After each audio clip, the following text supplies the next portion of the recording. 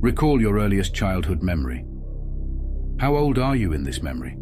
4, 5. Developmental neuroscience tells us we do not form episodic memories before the age of 3. Supposedly, memories from before this time are merely phantoms, errors in the brain's memory formation process. Ordinary daydreams, mislabeled as fact. This is what the current research tells us. It is important you know this. Bear with me, reader. I will not waste your time with endless foreplay. Here is my story. I am a graduate student studying linguistics. My work often overlaps with that of the neuroscience department, and I have made many contacts there. One such contact is the subject of this story. We will call him DV. DV is also a graduate student. He studies memory. He uses a procedure called transcranial magnetic stimulation. This procedure uses magnetic radiation to activate targeted portions of the brain. Imagine a magic wand. You can point at a cluster of neurons and say, "Dance," and they dance. 2 months ago, DV asked me to assist me in a pet project he was developing. He has assisted me in the past when I was learning to use an EEG for my research. I owed him a great deal. I had no choice but to help him in his work. DV is what I have instead of friends. I arrived at his lab after hours, as requested. He was waiting by the door. He was wearing his lab coat. It was far too big for his frame and swallowed his shoulders. He looked so childlike. "Are you ready?" he asked. "Ready for what?" I asked. He had not told me any details about his project. "I just need practice focusing the machine," he said. "I'm targeting an area of the brain no one has targeted with this device before." I consented with little hesitation. He had happily served as my model subject when I was learning the EEG. Academia is built upon exchange of favors. Besides, his machine doesn't even break the skin. I made myself comfortable in his examination chair. It had leather wrist restraints, but they were never used. I was facing a bay window. The lab was high on the campus hill. The night loomed heavy over the orange city lights. A few cars floated along the highway. "Just try to relax," DV said. His breath was minty, with undercurrents of gin.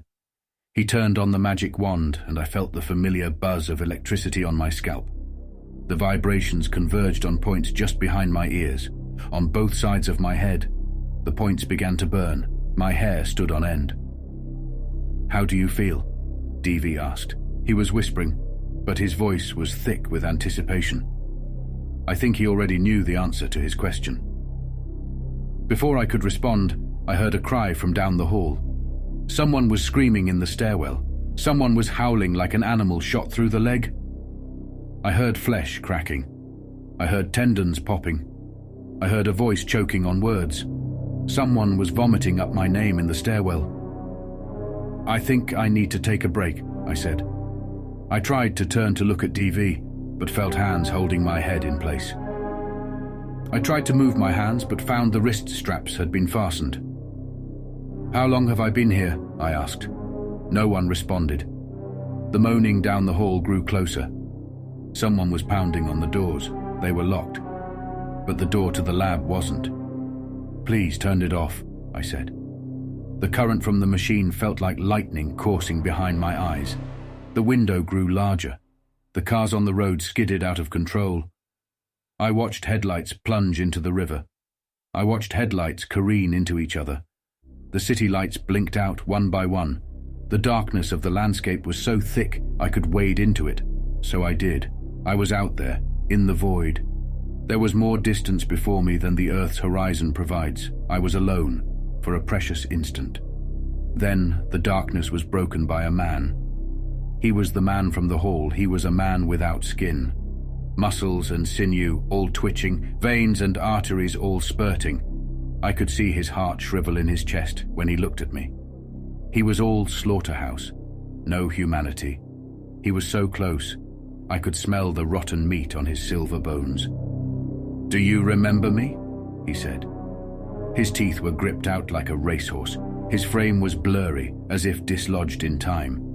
His mouth looked like a slow exposure photo of a burning carcass. "Yes," I said, because I did. When I was young, too young to form memories, I had a dream. In this dream, a man walked behind me and told me things about the universe I didn't want to know. He was a man without skin. He was the man standing before me in the void. He followed me through movie theaters, through city parks, through howling tunnels and unkempt forests and childhood homes, only to find me huddled in the corner of my bedroom closet. He spoke a few words. I don't have words for the things he said. I woke up soon after, drenched in freezing sweat, lips burnt with vomit, eyes sore from rolling in their sockets. My mind tried to reject the memory. I have searched every language for the words I heard that night, but no tongue of man has ever spoken the things I heard. There in the void, there in the lab, the man had found me again.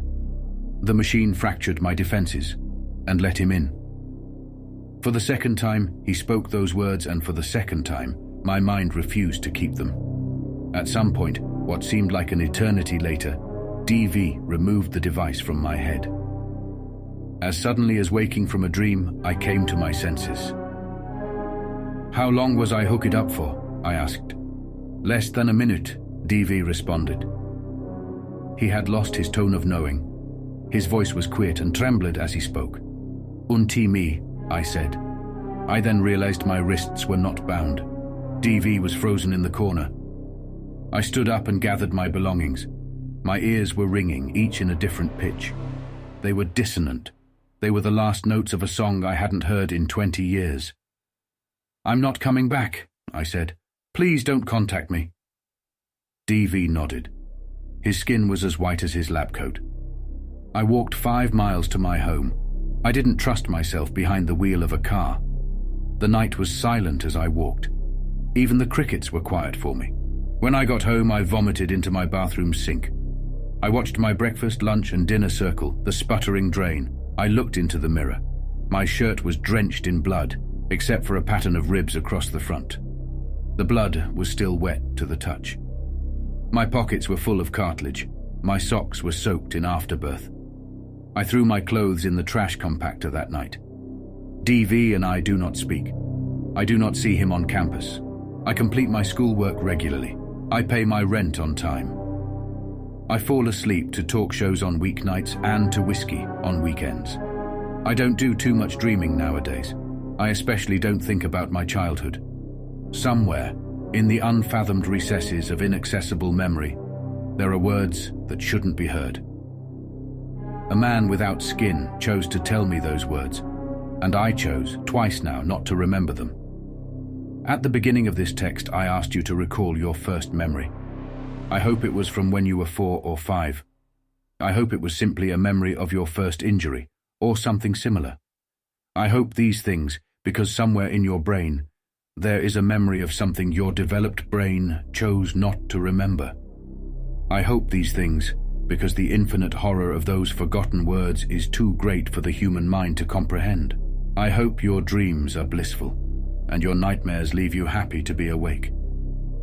Most of all, I hope that this story keeps you from exploring those damning and boundless vaults of your mind. When we are born, we have no defenses against the world, physical or mental. Perhaps it takes a few years to build these defenses. Perhaps the things we see before then are better left forgotten. If you liked this video, please click the like and subscribe button. It is only 2 clicks for you, but a big motivation for me to create more quality content. If you have any questions or suggestions, please leave it in comments below. See you soon.